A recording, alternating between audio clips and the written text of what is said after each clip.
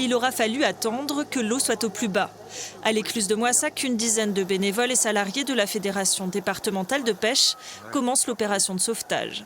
Tétanisés par l'électricité qui les force à nager vers la surface, les poissons sont ensuite recueillis à l'épuisette et versés dans une cuve.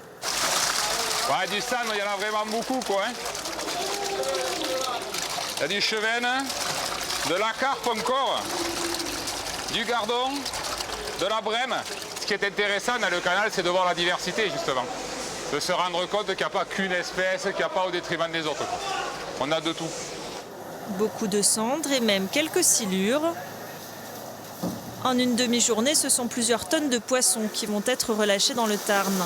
Une opération de sauvetage menée par la Fédération de pêche en partenariat avec les voies navigables de France en amont de travaux sur l'écluse. L'intérêt des pêcheurs, c'est de sauver des poissons et puis d'alimenter. Ces poissons partent dans le Tarn et donc on maintient la biodiversité. C'est important pour nous.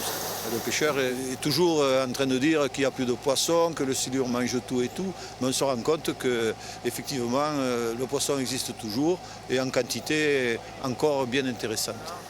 Des pêcheurs qui sont nombreux à suivre les opérations depuis le pont aux côtés des curieux. Ça me surprend beaucoup, oui. Oui. Je ne pensais pas qu'il y avait tant de poissons que ça. Ça laisse présager quoi alors? Eh bien, ça fait qu'il y aura beaucoup de poissons pour pêcher dans le Tarn. L'ouverture étant prévue le 14 mars prochain, les pêcheurs vont devoir s'armer de patience. D'autres n'ont pas attendu jusque-là.